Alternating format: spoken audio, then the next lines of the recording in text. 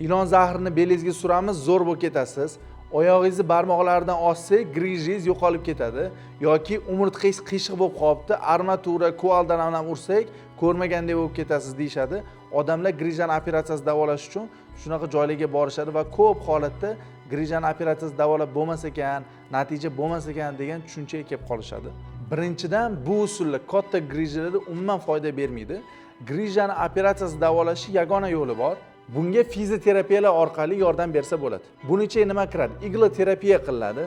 Nervlarni uyg'otadi, mushakdagi spazmlarni oladi hamda og'riqlarni kamaytiradi. Magnitoterapiya qilinadi. O'sha chuqur mushaklarga ta'sir qilardi. U yoqdagi og'riqlarning kamayishiga, qon aylanishini yaxshilashiga yordam beradi. Udarno-volnovoy terapiya orqali biz eng chuqur mushaklardagi spazmlarni yana olishga yordam beradi. Bu hamda eski hujayra o'lib, o'rniga yangisi kelishini ta'minlab beradi. Eng zamonaviylardan biri lazer terapiya. Bu teridan umurtqagacha 10 sm bo'lgan masofada kiradi hamda o'sha zonadagi yallig'lanishlarni oladi, shishlarni oladi hamda grijani so'rilishini tezlashtirib beradi.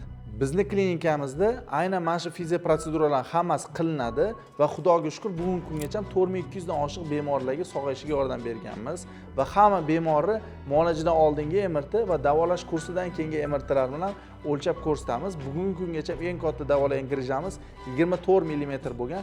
Ikkita kursda ushbu grija atigi 6 mm gina qolgan. Agar siz ham bo'yin va bel grijasidan operatsiyasiz xalos bo'lmoqchi bo'lsangiz, unda bizga murojaat qiling.